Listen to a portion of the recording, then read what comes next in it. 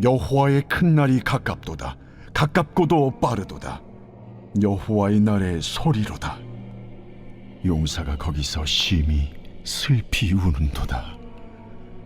그날은 분노의 날이요 환난과 고통의 날이요 황폐와 패망의 날이요 캄캄하고 어두운 날이요 구름과 흑암의 날이요 나팔을 불어 경고하며 견고한 성읍들을 치며 높은 망대를 치는 날이로다. 내가 사람들에게 고난을 내려 맹인같이 행하게 하리니 이는 그들이 나 여호와께 범죄하였음이라. 또 그들의 피는 쏟아져서 티끌같이 되며 그들의 살은 분토같이 될지라. 그들의 은과 금이 여호와의 분노의 날에 능히 그들을 건지지 못할 것이며 이 온 땅이 여호와의 질투의 불에 삼켜지리니 이는 여호와가 이 땅 모든 주민을 멸절하되 놀랍게 멸절할 것입니다. 수치를 모르는 백성아, 모일지어다, 모일지어다.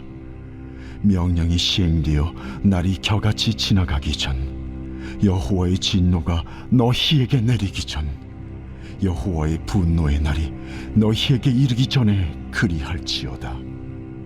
여호와의 규례를 지키는 세상의 모든 겸손한 자들아, 너희는 여호와를 찾으며 공의와 겸손을 구하라. 너희가 혹시 여호와의 분노의 날에 숨김을 얻으리라. 오늘 본문 말씀은 스바냐 1장 14절로 2장 3절까지의 말씀, 여호와의 분노의 날이라는 제목입니다. 어제부터 이제 스바냐의 말씀이 시작되었습니다. 스바냐 선지자는 요시야 왕의 시대 때에 활동하였던 선지자라고 본인 스스로가 밝히고 있는 것을 어제 말씀을 통해 보았습니다. 그 말씀의 시작부터가 범상치 않다라고 우리는 함께 보았었죠. 어떤 축복의 말, 바울의 서신 이런 것과는 전혀 상반되는 느낌의 분위기로 시작되는 것을 보게 됩니다. 하나님의 축복과 권면과 그런 사랑의 문안을 드리는 그런 것과는 성격이 전혀 다른, 벌써부터 하나님의 심판의 멸절의 그런 메시지가 시작부터 등장하는 것을 우리는 함께 보아왔습니다. 오늘 말씀에서도 변함없이 그런 하나님의 심판에 대한 메시지가 바로 스바냐 선지자를 통하여서 유다와 예루살렘에 있는 거민들에게 울려 퍼지는 모습을 보게 됩니다. 그 여호와의 심판의 날이 어떠한가? 14절부터 보니 여호와의 큰 날이 가깝도다. 가깝고도 빠르도다. 여호와의 날이 소리로다. 용사가 거기서 심히 슬피 우는도다. 오늘 말씀 시작부터도 어제와 동일한 맥락 가운데 흐르는 것을 보게 됩니다. 여호와의 그 큰 날, 그 심판의 날, 그 날이 이제 멀리 있는 것이 아니라 두 번이나 반복되어 나오고 있습니다. 가깝도다, 가깝고도 이제는 빠르도다 라고 설명을 하고 있는 것을 보게 됩니다. 너희들을 향한 하나님의 심판의 때가 코앞에 다가와 있는 그 상황, 급박한 상황 가운데 있음을 알려주며 너희들이 지금 방심하고 안주하며 있을 때가 아닌 것임을 다시 한번 일깨워주는 모습을 보게 됩니다. 그 소리가 들리는데 그 소리를 듣고 용사가 거기서 심히 슬피 우는도다 라고 표현하고 있습니다. 용사라고 하면 무엇이겠습니까? 약한 것의 상징이 아닌 강한 자 중에 강한 것의 상징이 바로 용사이며, 용감한 것의 상징, 용맹함의 상징이 바로 용사이지를 않겠습니까? 용사가 우는 것은 참 매칭이 잘 안 되는 표현이죠. 그런데 이렇게 용맹무쌍한 힘이 있다라고 하는 용사일지라도 이 여호와의 날이 가까움으로 인하여 슬피 울 수밖에 없는 그런 혹독한 상황인 것을 말씀해 주고 있는 것입니다. 또 이어서 어떤 표현들을 합니까? 그날은 분노의 날이고 환난과 고통의 날이고 황폐와 패망의 날이고 캄캄하고 어두운 날이고 구름과 흑암이 날이다. 또한 나팔을 불어 경고하며 견고한 성읍들을 치며 높은 망대를 치는 날이로다. 그 날의 모습을 자세하게 세세하게 묘사를 하고 있는 것을 봅니다. 그 내용 하나하나를 볼 때에 긍정적인 메시지는 전혀 없음을 보게 되죠. 환난, 고통, 분노, 흑암과 같은 어둠의 날, 경고의 날이고 패망하는 날임을 계속해서 강조하여 말하고 있는 것을 보게 됩니다. 이를 통해 그 날은 정말로 비극적인 날이 될 수밖에 없음을 분명히 여실하게 드러내고 있는 것이죠. 여기서 나오는 것들 하나하나를 볼 때에 그 모든 자신들의 자신하고 자랑하던 모든 것들이 무너지는 모습들을 보게 됩니다. 아까 먼저는 용사를 보았으며 또한 16절 같은 데서를 보면 너희들이 자랑하던 그런 견고한 성읍들, 일부러 그냥 성읍도 아닌 견고한 성읍이라고 일부러 말하는 것을 보게 되죠. 또한 망대도 그냥 망대가 아니라 높은 망대를 내가 칠 것이다 라는 것입니다. 일부러 대조적으로 강조하기 위해 일부러 이런 표현을 쓰고 있다라는 것입니다. 이것이 다 무엇이겠습니까? 우리의 인생 가운데에 자랑하고 또 자랑하였던, 내가 높이 쌓고 또 쌓으려 했던, 내가 이것은 견고한 것이다, 내가 이것만 붙들고 있다면은 그 누구도 나를 흔들 수가 없을 것이야 라고 자만하였던 그 모든 것들, 인생의 마지막 희망이다 라고 의지하였던 것들, 정말 그 가장 위험한 그 순간에 마지막까지도 놓지 않고 손에 움켜쥐고 있었던 그러한 것들을 오늘 말씀해 주고 있는 것이죠. 여러분들에게는 그러한 것들이 무엇입니까? 어떠한 것이 내 마지막 순간까지도 포기치 못하며 이 환난날까지도 하나님이 속히 너희들이 회개할 것을 촉구를 하고 계시는데, 그럼에도 불구하고 이렇게 나에게는 여전히 높은 것들이 있어, 견고한 것들이 있어, 이것은 무너지지 않을 것이야 라고 하며 붙들고 있는 것이 무엇입니까? 그 모든 세상의 것들은 하나도 남김없이 끊어지고 무너지고 파쇄될 것을 오늘 하나님께서는 말씀해 주고 계시는 것입니다. 우리가 이러한 인생의 무지함을 성경 말씀을 통해서 수없이 많이 보게 되지는 않습니까?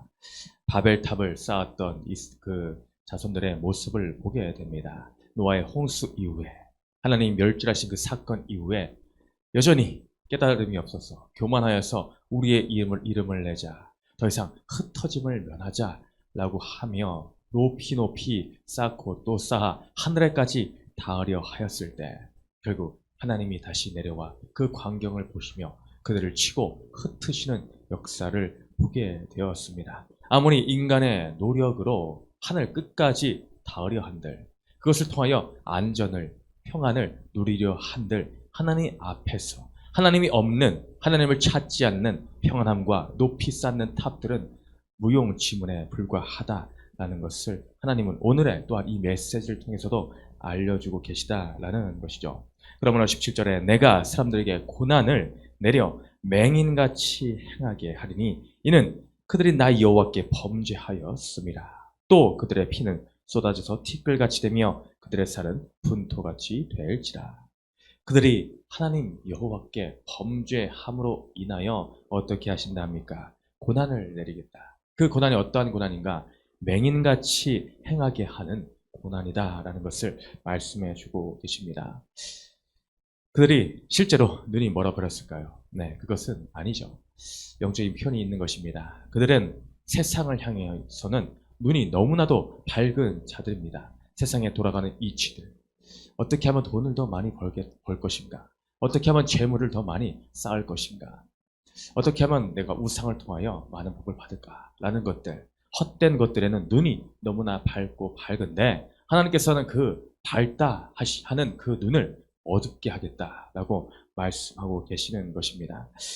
우리가 잘 아는 이사야 말씀에 이런 말씀이 있습니다. 여호와께서 이르시되 가서 이 백성에 이르기를 너희가 듣기는 들어도 깨닫지 못할 것이요 보기는 보아도 알지 못하리라 하여.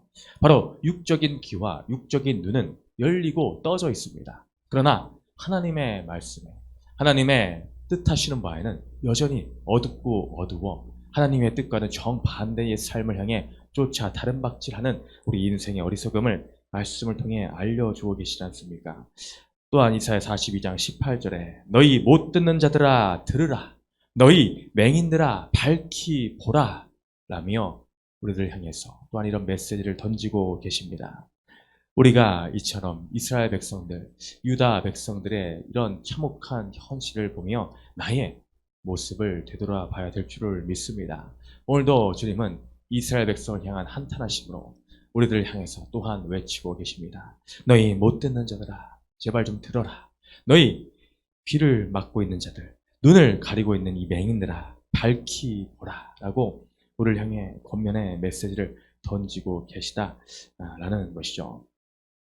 우린 또한 발람과 나귀의 사건을 우리의 교훈으로 삼아야 될 것입니다.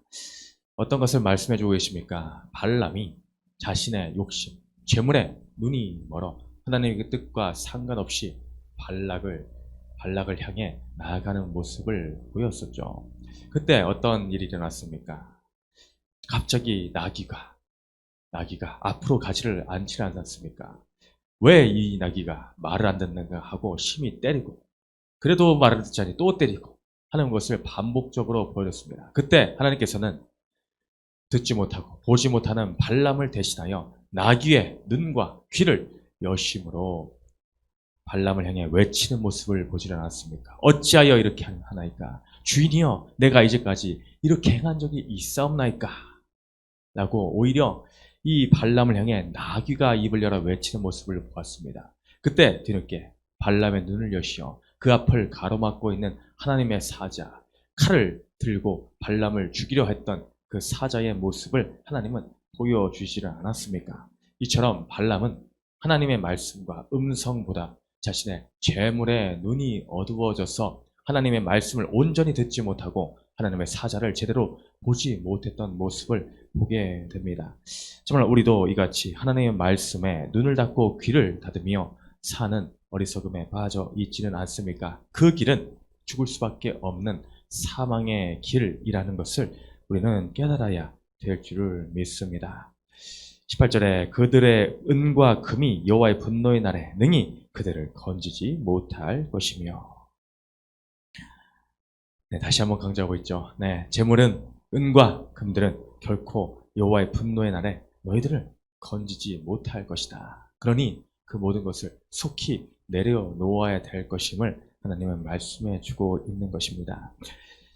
2장 1절에 수치를 모르는 백성 모일지어다. 이제 2장으로 바뀌면서 그 분위기가 바뀌며 하나님의 뜻이 진짜로 어디에 있는가라는 것을 밝히 알려주고 계심을 보게 됩니다. 얘들아, 너희 수치를 모르는 백성들아. 이것은 지금 이 유다 백성들을 향한 여호와의 외침인 것입니다. 수치를 모른다라는 것은 부끄러움을 모르는 인생을 말하고 있는 것이죠. 부끄러움을 모르는 인생이기에 자기 자신이 멋대로 행하고 있는 것입니다.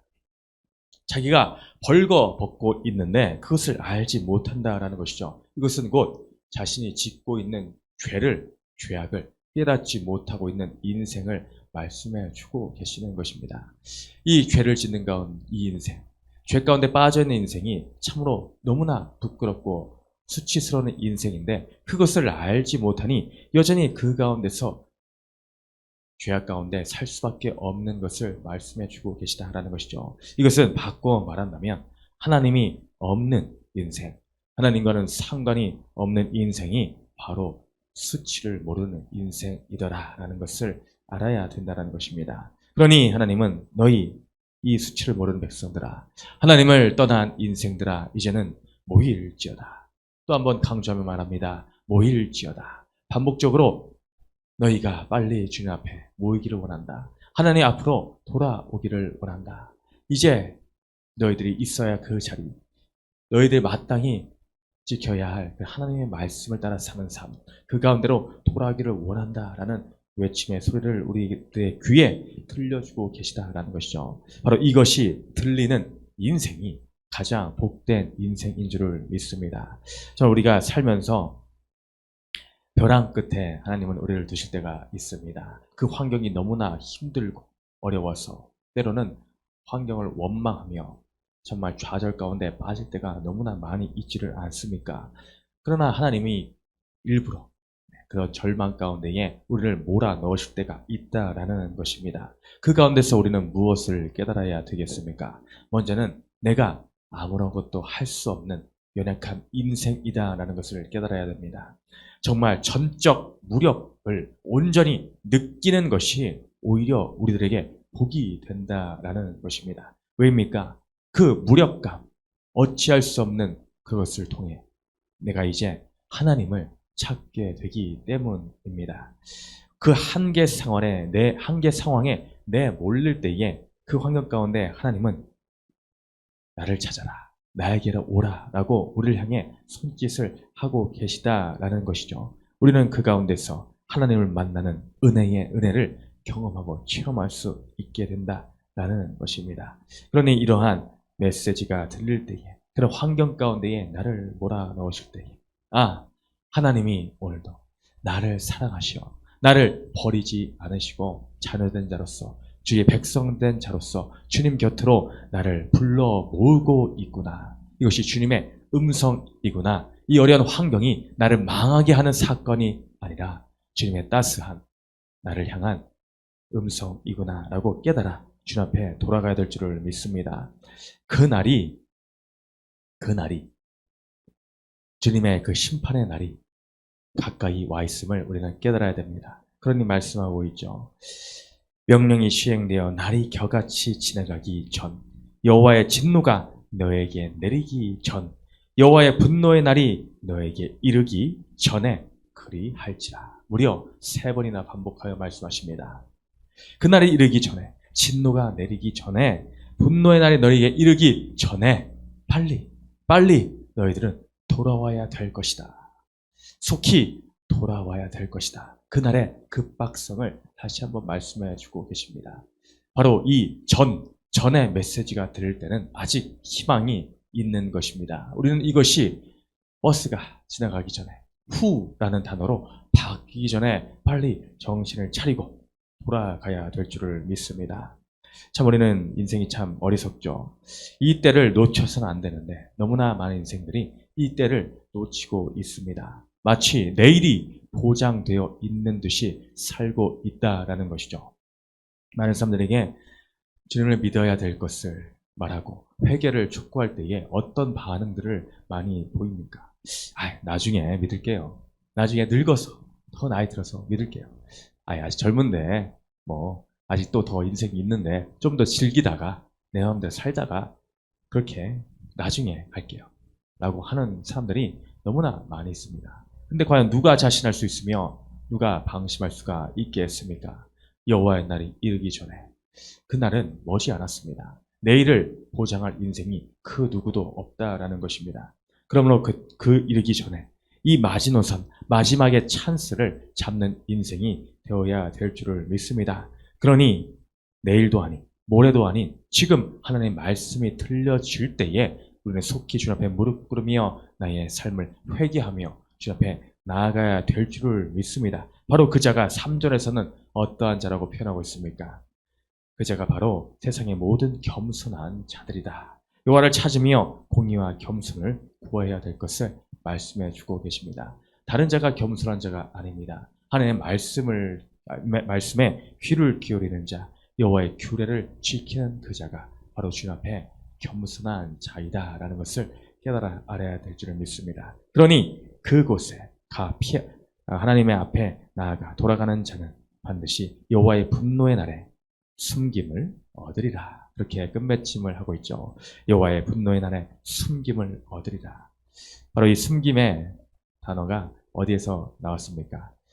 바로 오늘 스바냐 말씀을 보고 있는데, 스바냐라는 이 선지자의 이름의 뜻이 여호와께서 숨기셨다라는 이름의 뜻이 있습니다. 바로 여호와께서 숨기셨다. 바로 숨김과 피함은, 그 피난처는 오직 하나님께만 있음을 우리는 깨달아서, 오늘도 이 시간에 우리가 깨달아서 우리가 세상을 향해 다른 막질 치는 어리석음을 끝맺히고 맹인과 같은 인생을 이제는 끝마치고 여호와의 부르심에 내 눈이, 귀가 밝히 열려졌어 오늘도 그 안에서 참 안식과 숨김의 은혜를 누리시는 우리 세계비전 공동체가 되기를 주님의 이름으로 축원드립니다.